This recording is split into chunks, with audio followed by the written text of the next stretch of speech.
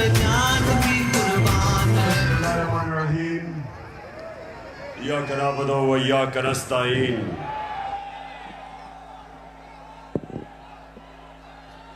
मैं सबसे पहले अपने पिंडी के एमएनएज, मेरे एमपीज, मैं आप सबको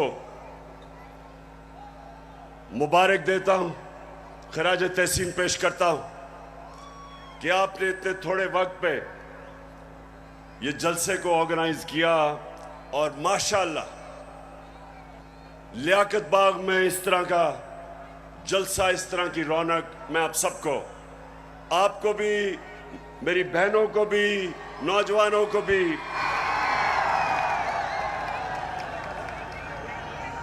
अच्छा, आपने बड़ा संजीदा तरीके से मेरी तकरीर सुननी है, क्योंकि आज मेरे मुल्क में कैंपेन चल रही है और मैं उस कैंपेन के ऊपर भी आऊंगा।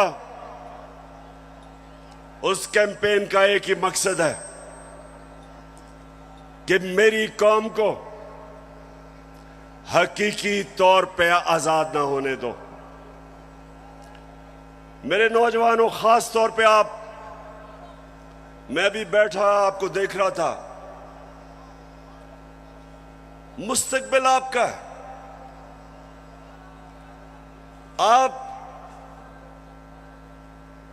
आपने ये फैसला करना है कि क्या हमने उस पाकिस्तान में बड़ा होना है जिसकी ख्वाब देखी थी इल्लामा इकबाल ने और जिसके लिए जदोजहद की थी कायदे आजम ने, या वो पाकिस्तान जिधर कमजोर के लिए एक कानून, ताकतवर कानून से ऊपर कमजोर अपने हकूक ढूंढता है और ताकतवर सारे कानून तोड़ता है। ये पाकिस्तान जिस तरफ जा रहा है, मेरे नबी सल्लल्लाहु अलैहि वसल्लम ने तकरीबन 1500 साल पहले कहा था कि तुम्हारे से पहले बड़ी कौमें तबाह हुई। जो कमजोर जब चोरी करता था तो जेल में डाल देते थे, लेकिन जब ताकतवर जुर्म करता था तो वो माशरा उनको नहीं पकड़ता था, कौम तबाह हो जाती थी। आज अगर हमारी कौम एक अजीम कौम नहीं बन सकी तो वो जो मेरे नबी सल्लल्लाहु अलैहि वसल्लम ने 1500 साल पहले कहा था, उस वजह से नहीं हो सकी। जिस मुल्क के ऊपर उसका सारा करप्ट टोला डाकू ईवानों में बैठ जाए और आम आदमी अपने बुनियादी हुकूक की तलाश में हो, जितनी मर्जी चोरी करनी है बड़ा डाकू चोरी करे, उसको पाकिस्तान का जब निजाम, इंसाफ का निजाम नहीं पकड़ता, उस मुल्क का कोई मुस्तकबिल नहीं है। इसलिए मैंने अपनी हकीकी आजादी की तहरीक का आगाज जो आज मैं शुरू कर रहा हूं, मैंने लियाकत बाग से किया, क्योंकि ये एक ऐसा तारीखी जगह है कि जो पाकिस्तान की मूवमेंट में कायदे आजम के साथ लियाकत अली खान खड़े हुए थे, उनकी शहादत यहां हुई थी। मैं ये चाहता हूं कि मेरी सारी कौम आज तैयार हो जाए। जिस जदोजहद के लिए मैं आज आपको निकालने आया हूं, क्योंकि ये आपके मुस्तकबिल का मसला है। इमरान खान का तो अल्लाह सब दे चुका है। वो तो उसका बार बार शुक्र अदा करता है कि जाती तौर पे तो अल्लाह ने बड़े करम किए मेरे पे। लेकिन मुझे आपकी फिक्र है पाकिस्तानियों, जो आज मुल्क से हो रहा है, मुझे आपकी फिक्र है। चोर डाकू जब मुल्क की क़यादत पे बैठे हों और यहां ताकत में वो लोग हों जो जाती मफादात के लिए और अपनी अना के लिए मुल्क के मुस्तकबिल को तबाह करते हैं, इनको सिर्फ अवाम की ताकत शिकस्त दे सकती है।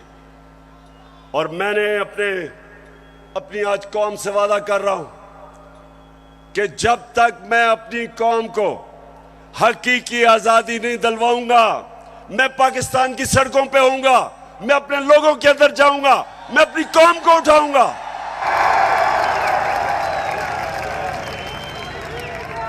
क्यों? नौजवानों सुनो, क्यों इमरान खान को हटाने की जरूरत पड़ी? क्यों बैरूनी साजिश, क्यों बैरूनी साजिश से इमरान खान को हटाया गया? जरा सुने वजह क्या थी। क्या इमरान खान मुल्क के पैसे चोरी करके बाहर बड़े बड़े महल्लात खरीद रहा था? क्या ये मुल्क के पैसे मनी लॉन्ड्रिंग कर रहा था? क्या लोगों की जमीनें चोरी कर रहा था, कब्जे कर रहा था, फैक्ट्रियां बना रहा था? मैंने जितनी देर क़यादत की, इससे कम टाइम पे, जब नवाज शरीफ 1990 में आया था, 17 फैक्ट्रियां बना चुका था। 17 फैक्ट्रियां बना चुका था। मैं सिर्फ क्यों निकाला नवाज शरीफ को? क्यों निकाला? क्योंकि उसने चोरी की थी। लेकिन इमरान खान की रिजीम चेंज क्यों की गई? क्योंकि वो अमेरिका की नौकरी नहीं करना चाहता था। वो एक आजाद फॉरेन पॉलिसी बनाना चाहता था, जिसका मेरी बहनों और नौजवानों समझो आजाद फॉरेन पॉलिसी क्या होती है। वो फॉरेन पॉलिसी होती है जो अपने अवाम की बेहतरी के लिए होती है। जो फॉरेन पॉलिसी दूसरे मुल्कों के मफादात की हिफाजत करने के लिए होती है और अपने लोगों को दूसरों के लिए कुर्बान करने के लिए होती है, उस फॉरेन पॉलिसी के खिलाफ में आया था। मैं ये नहीं चाहता था कि अमेरिका की जंग में मेरी कौम जाए और 80,000 मेरे लोग उस जंग के अंदर कुर्बान हो अमेरिका के लिए। मैं नहीं चाहता था कि अगर आप अमेरिका अफगानिस्तान में यहां से हमारे ऊपर से कोई कार्रवाई करे, मैं नहीं चाहता था कि मेरा मुल्क मुलव्वस हो उसमें। क्योंकि मैं क्यों चाहूं कि अफगानिस्तान से हमारे ताल्लुकात खराब हो? मैं चाहता हूं कि मेरी फॉरेन पॉलिसी हो जो मेरे लोगों की बेहतरी में हो। अगर रूस से मुझे 30 या 40% कम कीमत पे तेल मिलता था और मैं अपने लोगों को सस्ती पेट्रोल और फजलुर रहमान दूं, तो मैं क्यों ना दूं? दिल में हो नीयत साफ, तो हो इंसाफ, कहे इमरान खान। तो चली है अब तहरीक, ये होगा ठीक, ये प्यारा पाकिस्तान। दिल में हो तो मैं अगर हिंदुस्तान अमेरिका का स्ट्रेटेजिक एलाई, वो रूस से तेल खरीद सकता है और अपने लोगों को पेट्रोल और डीजल 25 रुपए लीटर कम दे सकता है, तो मैं क्यों ना दूं? अगर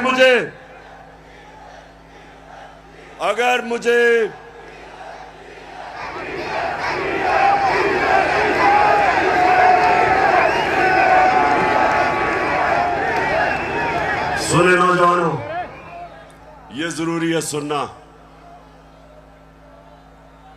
देखें, अब आप समझ जाए, आजाद फॉरेन पॉलिसी है हिंदुस्तान की। उनका मुल्क सारे फैसले करता है अपने लोगों की बेहतरी के लिए। हमारे यहां जो गुलाम बैठे हुए थे, फैसले करते हैं दूसरे मुल्क के लिए, अपने लोगों को कुर्बान करते हैं।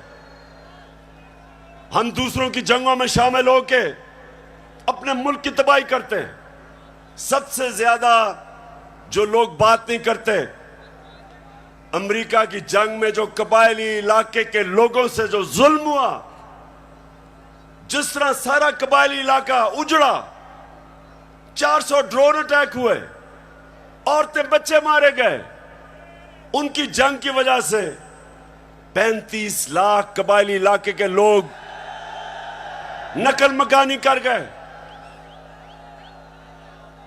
कौन जिम्मेदार है? सिर्फ इसलिए कि यहां थोड़े साहिब इख्तिदार बैठे हुए थे जिनको थोड़े डॉलर मिलने थे,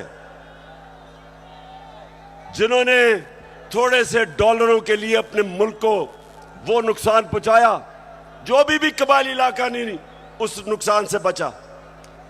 दूसरी चीज, मैं हमेशा कहता था कि अफगानिस्तान में जो अमेरिका गया है, इसका कोई मिलिट्री हल नहीं है, डायलॉग से मसला हल होगा।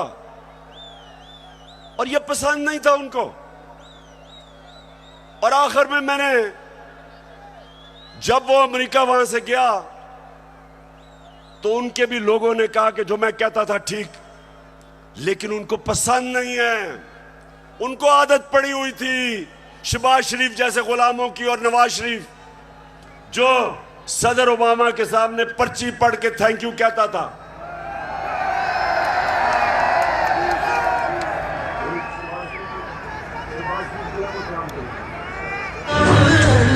खुदा के काबे से।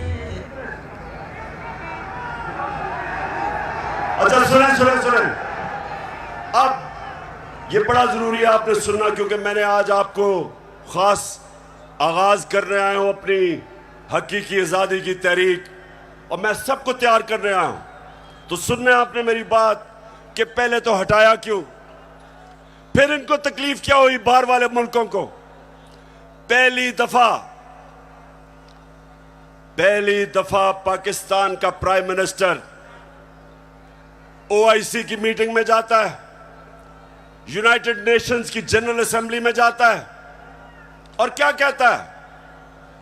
कहता है कि मुसलमानों को बड़ी तकलीफ होती है जब हमारे नबी सल्लल्लाहु अलैहि वसल्लम की शान में गुस्ताखी की जाती है।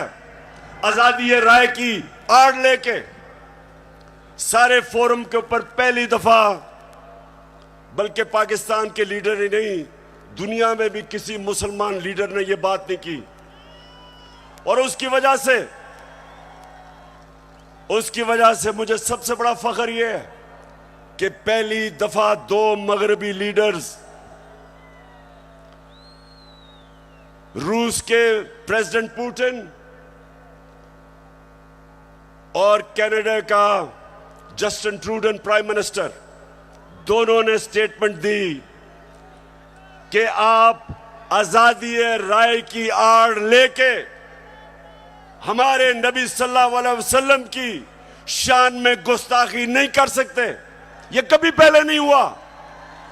और 15 मार्च, जो मुझे सबसे ज्यादा फख्र है, आप अगर मेरे से पूछे ना कि 3.5 साल में किस चीज में सबसे ज्यादा फख्र हुआ, 15 मार्च यूनाइटेड नेशंस ने फैसला किया कि एंटी इस्लामोफोबिक डे बनाया में।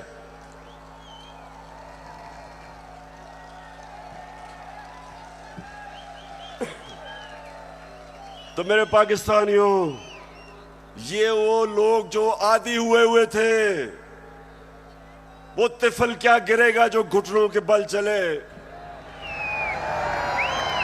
इनके आदी हुए थे, आदी हुए थे, उनको पसंद नहीं आया ये। पूरा साजिश हुई। डोनाल्ड लू ने धमकी दी, साजिश पहले से हुई थी, और इन्होंने तब वो गवर्नमेंट गिराई जो उस वक्त 17 साल के बाद सबसे बेहतर माशी तरक्की कर रही थी। 17 साल के बाद आखिरी 2 साल में 5.6% और 6% पाकिस्तान इकोनॉमिकली हमारी ग्रोथ रेट थी, हमारी दौलत में इजाफा था। उस गवर्नमेंट को गिराया जिसकी रिकॉर्ड एक्सपोर्ट्स थी, रिकॉर्ड टैक्स कलेक्शन, बैरून मुल्क पाकिस्तानियों ने रिकॉर्ड रेमिटेंसेस भेजी। उस गवर्नमेंट को इन्होंने गिराया। किसानों के लिए बेहतरीन जो हमने पैकेजेस दिए, रिकॉर्ड फसलें हुई, उस गवर्नमेंट को इन्होंने गिराया। और उन्होंने गिराया इसलिए कि इनको इमरान खान नहीं चाहिए था, इनको चेरी ब्लॉसम चाहिए था। अब देखो, ये जरा देखें, होके आया हूँ मैं, यूएई के होके, अभी मैं तुर्की होके आया हूँ, और मैंने उन भाइयों को कहा कि आप हमारे बड़े अजीम भाई हैं, हमेशा आपने हमारी मदद की। और मैंने यही कहा, जब मैं आया हूँ तो आप समझेंगे शायद ये मांगने आया है। मैं मांगने नहीं आया, लेकिन मजबूरी है। हमारा जिस तरह माजी में 75 साल में आपने हमारा हाथ बटाया है, कुछ अर्सा आप हाथ बटा। मैंने कहा मैं वादा करता हूं कि इंशाअल्लाह हम पूरी कौम, हम मिलकर दिन रात, हमेशा आपने हमारी मदद की। और मैंने यही कहा, जब मैं आया हूं तो आप समझेंगे शायद ये मांगने आया है। मैं मांगने नहीं आया, लेकिन मजबूरी है।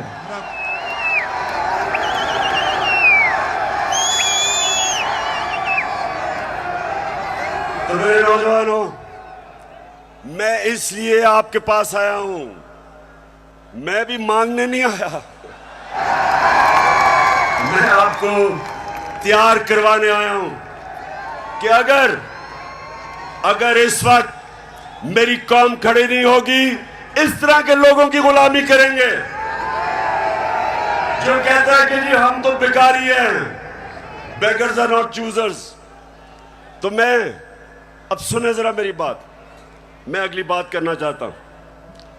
देखिए, पाकिस्तान में जब ये आए, अब मैं सिर्फ बताना चाहता हूं कि लोगों से हुआ क्या 4 महीने में।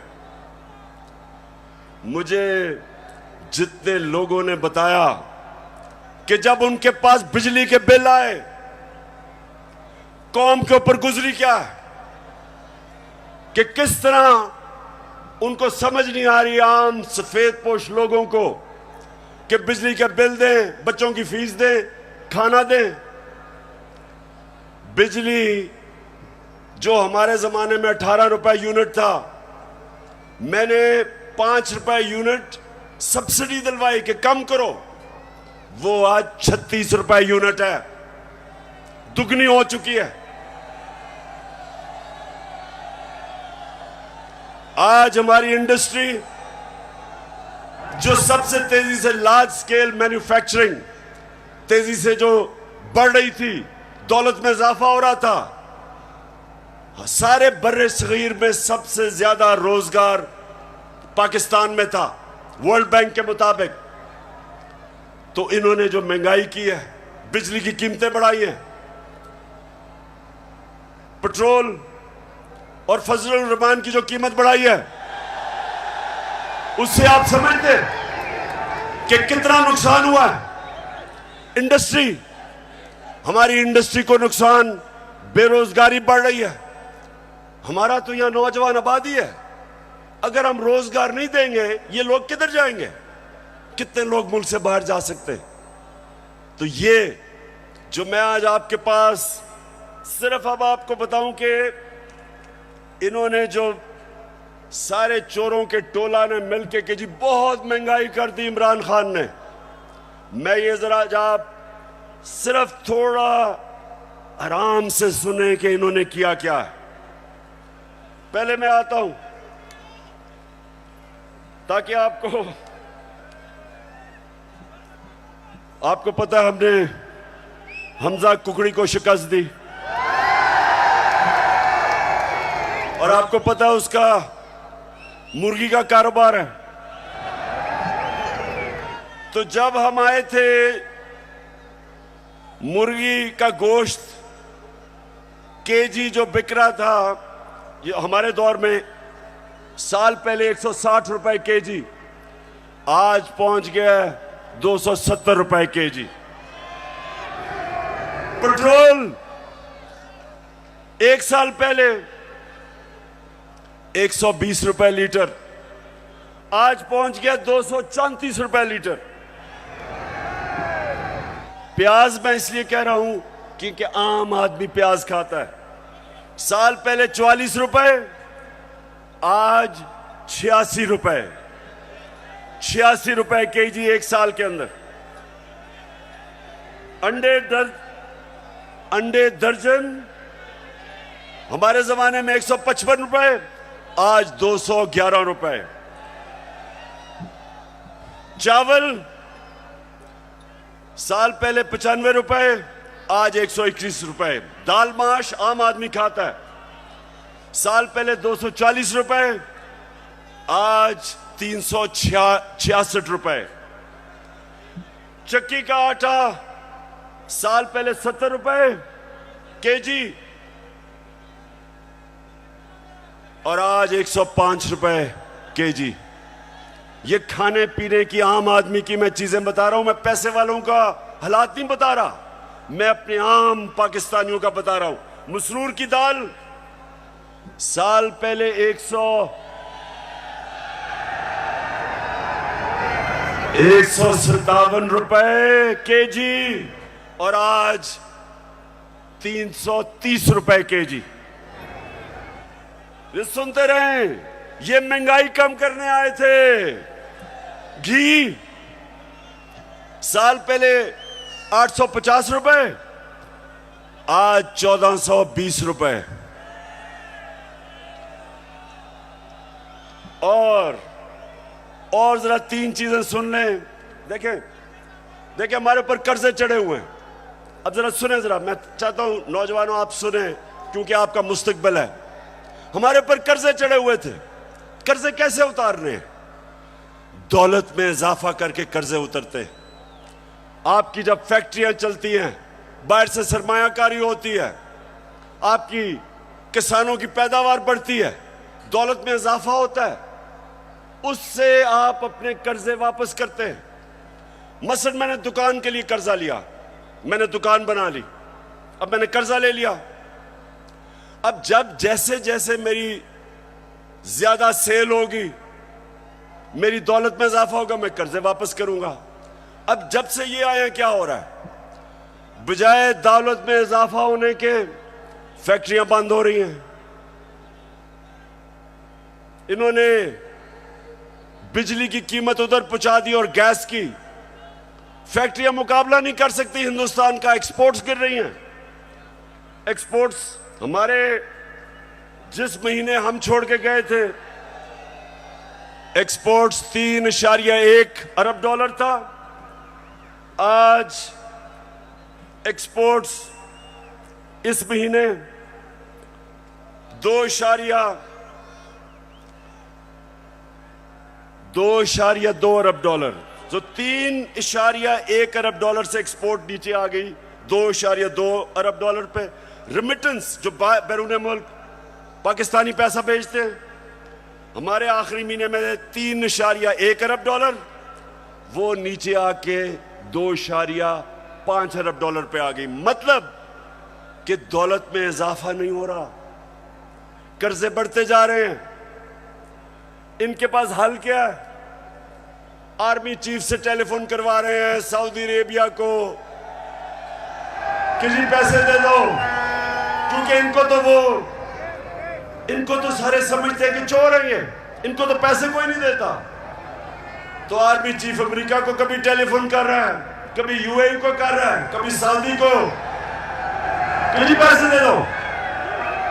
तो इससे क्या होगा? वो तो कर्जे देंगे, कर्जे बढ़ते जा रहे हैं। कर्जे वापस कैसे कर रहे हैं? दौलत में तो इजाफा नहीं हो रहा। और इसलिए मेरे पाकिस्तानियों, इसलिए मैं इनको कहता हूं कि एक ही तरीका है इस मुल्क को इस दलदल में जो घुसा रहे हैं निकालने का, और वो है साफ और शफाफ इलेक्शन। एक ही रास्ता है। लेकिन ये सारे खौफजदा हैं। इन्होंने जब हुकूमत गिराई, नौजवानों सुनो, हुकूमत जब गिरवाई, इनका ख्याल था पार्टी का जनाजा निकल गया। उसके बाद जब पब्लिक सड़कों पे आ गई, इन्होंने 25 मई को हमारे ऊपर जुल्म किया दहशत फैलाने के लिए।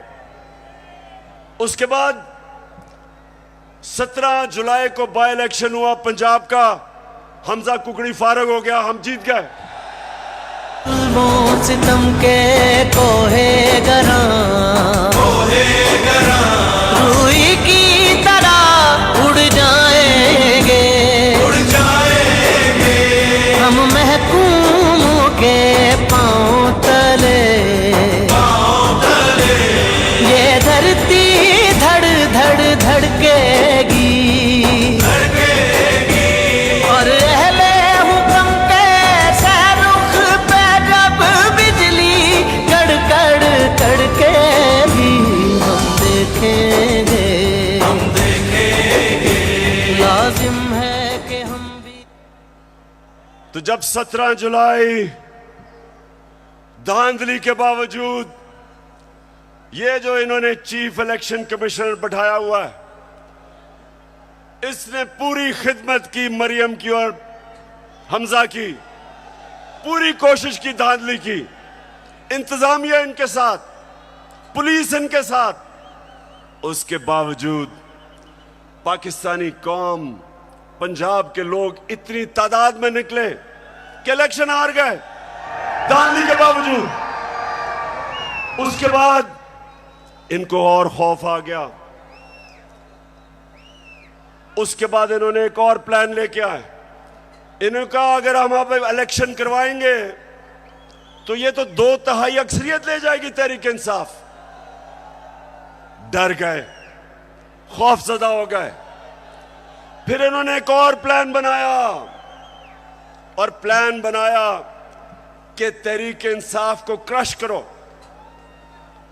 पाकिस्तान की जो सबसे बड़ी पार्टी, किसी ना किसी तरह इसको क्रश कर इलेक्शन तब तक ना कराओ जब तक पार्टी क्रश ना हो। और मैं बार बार आइन और कानून के बीच में रहता रहा। 25 मई को जो इन्होंने जुल्म किया, उसके बावजूद अगर मैं उस दिन डी चौक में, अगर मैं उस दिन वहां से अपना धरना खत्म ना करता, मुझे पता था कि शाम को खून होना है। मुझे पता है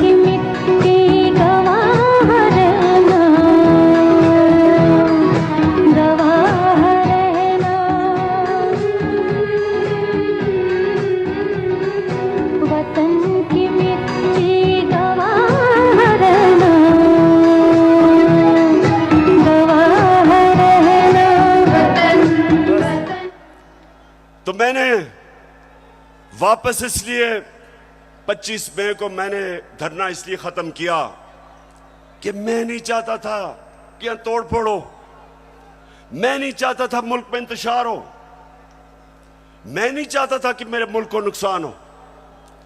और मुझे पता था कि जिस तरह पुलिस ने दहशतगर्दी की और रेंजर्स ने हमारे ऊपर जिस तरह रबर बुलेट चलाई औरतों बच्चों पे, मुझे पता था कि अगले दिन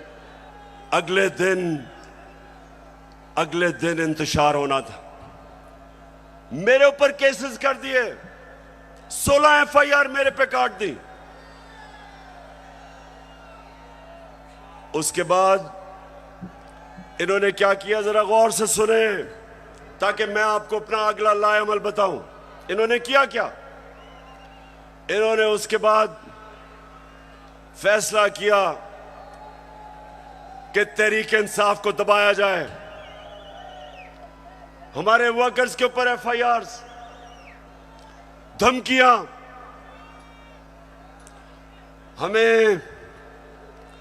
हमें यह कहा गया कि जनाब अगर आप किसी किस्म का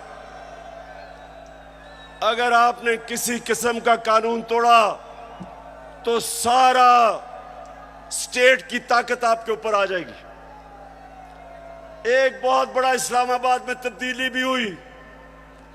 एक मिस्टर एक्स उधर लाहौर में और एक मिस्टर वाई को इस्लामाबाद लाया गया हमें सीधा करने के लिए। देखें, मैं अब आता हूं जिस चीज के ऊपर मुझे सबसे ज्यादा तकलीफ है।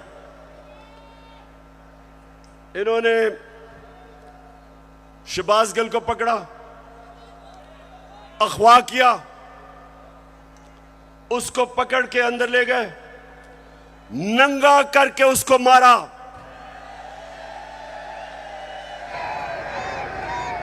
दो तीन दिन तक मुझे तो पता नहीं चला। जब मेरे वकील मिलने गए, उन्होंने मुझे आके बताया कि उन्होंने उसका क्या हशर किया। अब शहबाज गिल, जरा मैं सारे पाकिस्तानियों का तो जरा गौर से मेरी बात सुने। वो एक प्रोफेसर है, वो अमेरिका में कॉलेज में पढ़ाता है। वो अपने मुल्क के लिए आया कि यहां वो भी एक नए पाकिस्तान के लिए जद्दोजहद करेगा। उसका कितना बड़ा जुर्म था, कितना बड़ा जुर्म था कि पहले उसको उठा के उसकी गाड़ी का शीशा तोड़ा, उसको उठा के ले गए। उसके ड्राइवर की बीवी को उठा लिया, 10 महीने की बेटी उसकी, उसको ले गए और उसको नंगा करके इन्होंने उसको मारा, उसकी तस्वीरें बनाई। जब वो ज़हनी तौर पे जब वो डिस्टर्ब हुआ तो उसकी तस्वीरें बनाई। मैं वो लोग जिन्होंने ये किया, मैं उन सारों को आज उनसे मुखातिब हूं कि आप सोचें कि आपसे ये होगा, कभी हुआ तो आपके और आपकी फैमिली के ऊपर क्या गुजरेगी। सोचें, एक इंसान की आप डिग्निटी खत्म कर रहे हैं। उसको जानवर भी इस तरह की हरकतें नहीं करते। अल्लाह कुरान में कहता है कि मैंने इंसान को वो सलाहियत दी है कि फरिश्तों से भी ऊपर बना दिया, लेकिन साथ वो ये भी कहता है कि जब इंसान गिरता है वो जानवरों से भी नीचे चला जाता है। ये जो इन्होंने किया है, ये जानवरों से भी नीचे चले गए हैं। खुदा के काबे से सब बुत उठवाए जाएंगे, हम रहले सफा। फिर झूठ बोला जाता है। सारे डरे हुए होते हैं। सुपरिटेंडेंट सच नहीं बताते कि उसके ऊपर तशद्दुद हुआ, छुपाने की कोशिश की जाती है। और मुझे जो अफसोस हुआ कि मैजिस्ट्रेट ज़ेबा, जब आपके सामने एक आदमी आया और तशद्दुद पुलिस कर चुकी थी उस पर, क्या आपको वापस पुलिस के पास उसको भेजना चाहिए था? आपको तफ्तीश नहीं करनी चाहिए थी? ये आपको इंसाफ का तकाजा था कि जब एक आपको नजर आ रहा था कि वो बिल्कुल टूट चुका था, जो उन्होंने उसे जुल्म किया था, उसके बावजूद वापस भेज दिया पुलिस के पास। और फिर कहते हैं जी किसी को तौहीन हो गई। ये आप जो इतना बड़ा रुतबा है जज का, उससे आप इंसाफ नहीं कर रहे। और जो आईजी और डीआईजी इस्लामाबाद, इनके ऊपर, दोनों के ऊपर केसेस हमने दर्ज करवाए हैं, आप इनके ऊपर एफआईआर कटवाई है। और मैं सारी अपनी कौम को कहता हूं कि ये आजाद मुल्कों में ऐसी चीजें नहीं होती। सिर्फ गुलाम मुल्कों में, जिधर आपके हकूक नहीं होते, जिधर इंसाफ नहीं होता, जिधर आइन की और कानून की बालादस्ती नहीं होती, उन कौमों में ये होता है। वहां लोग गुलाम होते हैं, वो कभी ऊपर नहीं आ सकते। जिस कौम के अंदर इंसाफ नहीं होता, वो कभी ऊपर नहीं आती। नबी सल्लल्लाहु अलैहि वसल्लम ने मदीना में लोगों को इंसाफ दे के आजाद कर दिया था। उन्होंने सबको कानून के सामने एक बराबर खड़ा कर दिया था। कोई ताकतवर किसी कमजोर पे जुल्म नहीं कर सकता था, इसलिए वो आजाद हो गए थे। हमारा हर जगह ये जो शहबाज गिल का केस है कि नवाज शरीफ ने उससे बहुत बुरी बातें पाकिस्तानी फौज के खिलाफ की है। देखें जरा इनकी टेप से इन्होंने जो क्या क्या कहा हुआ है पाकिस्तानी फौज के ऊपर।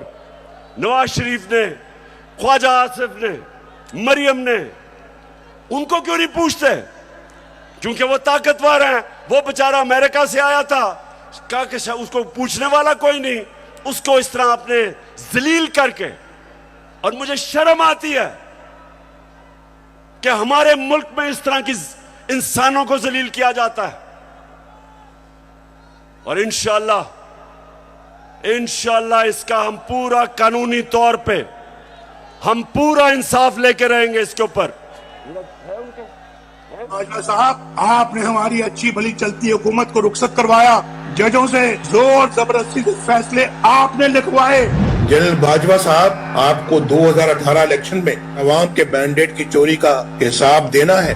हाँ, नवाज शरीफ ने ये जरूर किया कि उसने किरदारों और इदारों के दरमियान एक वाज़ेह लकीर खींच दी है। एक या दो अफराद इदारा नहीं हुआ करते, एक या दो अफराद इदारों की बदनामी का बायस बना करते हैं।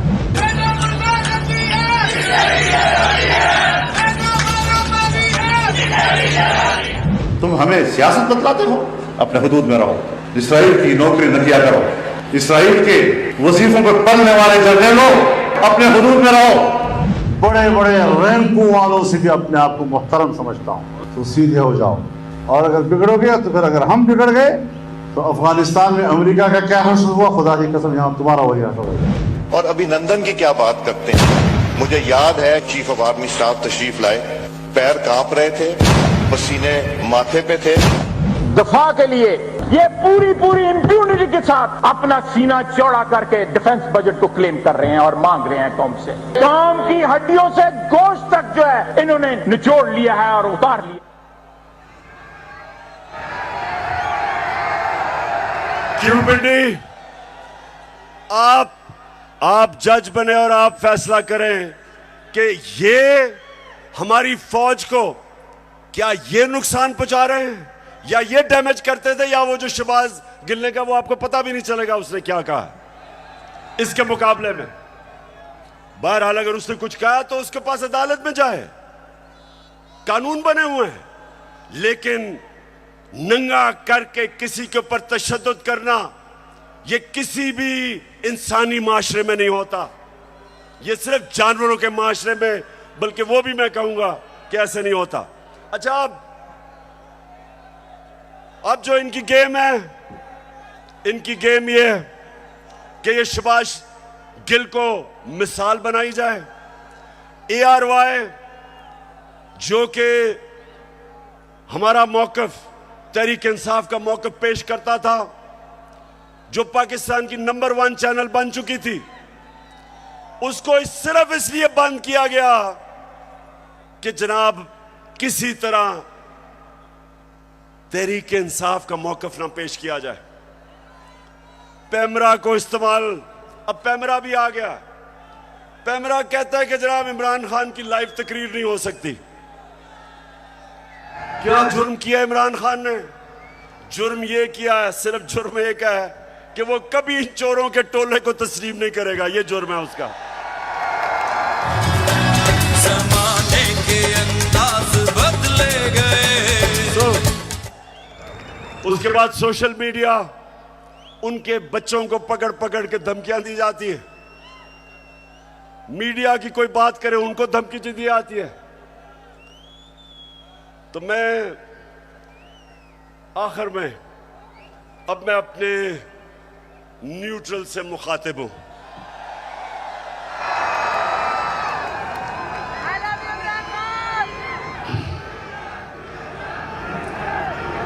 मैं सबसे पहले आपको यह बताना चाहता हूं, वो वाले जो 4 लोगों की इनकी स्टेटमेंट है ना,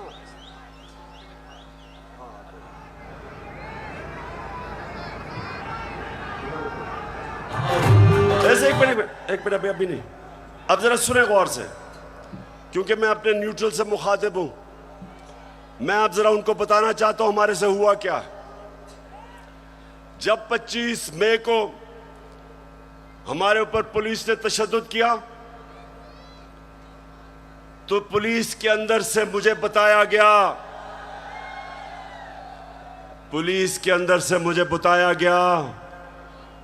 कि जनाब ये पीछे से हमें हुक्म था, यानी कि न्यूट्रल्स का प्रेशर था कि इनको फेंटा लगाओ। जरा सुनते जाए, मैं इस मुल्क के अंदर मेरा जीना मरना है, मैं कोई बाहर नहीं भागूंगा, मेरी कोई बाहर जगह नहीं है, मेरा जीना मरना यहां है। और शायद बाकियों से ज्यादा मुझे इस मुल्क की फिक्र है। तो मुझे यह कहा गया कि ना जनाब हमारे पीछे से प्रेशर है। फिर ये जो चीफ इलेक्शन कमीशन हर फैसला हमारे खिलाफ दे रहा है, पूरा ये जो मुझे डिस्क्वालीफाई करने की कोशिश है, अंदर से पैगाम आता है कि जी मैं तो वो तो कुछ नहीं कर रहा, पीछे से प्रेशर है बूट का। फिर सुनते जाएं, हमें ये जो ऑपोजिशन है, ये जरा मैं चाहता हूं सुने कि बदनाम कौन कर रहा है हमारी फौज को। ये अभी ये जो पुलिस वाला जो हुआ शहबाज गिल से, हमने पुलिस से पूछा तुमने तशद्दुद, हमें तो पता ही नहीं जी, पीछे से हुआ है कुछ, वो भी आपकी तरफ कह रहे हैं। तो जो भी हो रहा है आज पाकिस्तान में, जो गलत काम होता है आपका नाम लग जाता है। अब जरा ये सुने कि ये जो आपके इस वक्त खैर ख्वाह बैठे हुए गवर्नमेंट में, ये क्या कहते हैं। जिनकी वजह से होता है, जिनकी मदद से होता है, हम उनकी मदद नहीं लेना चाहते और हम चाहते हैं कि अगली हुकूमत का फैसला पाकिस्तान की आवाम करे। तहरीक अदम एतमाद सौदे के बगैर मुमकिन नहीं होती।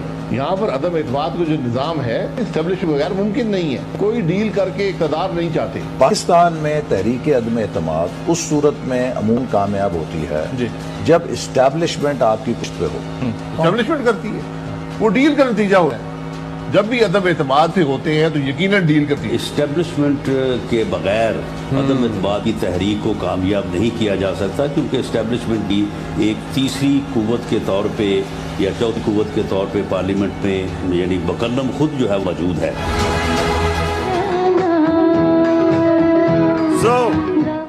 सो मैं ये सवाल पूछता हूं, कौन किसको बदनाम कर रहा है। और उसके बाद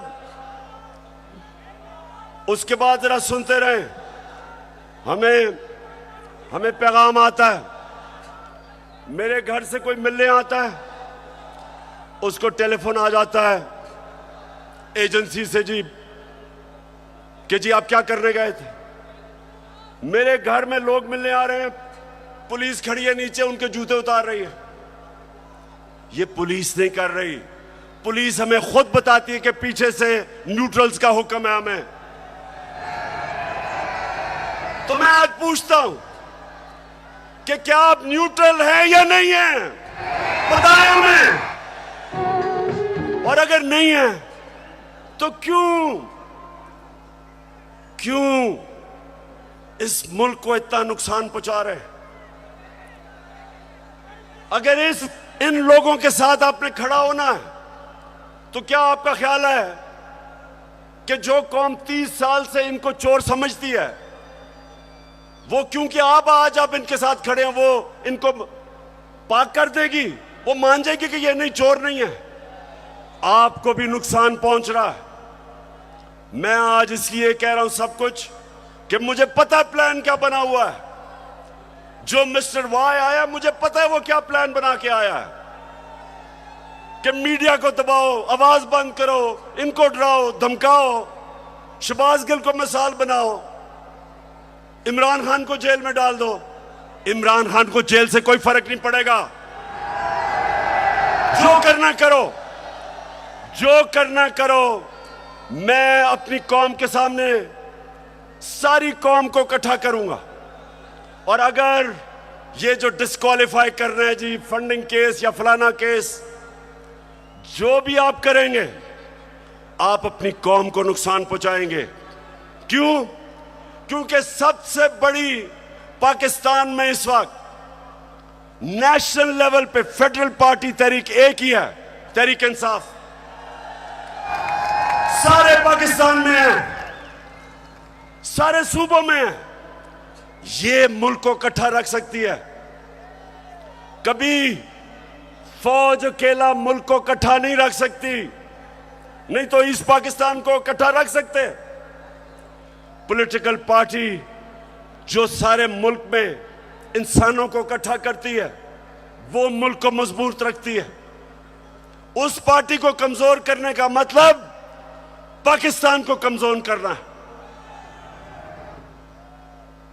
और अगर आप इसी पार्टी को दीवार से लगा देंगे, जो आप इस वक्त प्लान बना हुआ है, मैं आपको यकीन दिला रहा हूं कि यहां श्रीलंका वाला हाल होने वाला है। अभी तो हम आइन और कानून के बीच में चल रहे हैं, लेकिन जब एक पॉलिटिकल पार्टी हट जाएगी रास्ते से, तो जो हालात है पाकिस्तान में, कौन रोकेगा पब्लिक को? 22 करोड़ लोग हैं। श्रीलंका तो 2 करोड़ से थोड़ी सी ज्यादा उनकी पूरी आवाम है। यहां तो 22 करोड़ पाकिस्तानी है।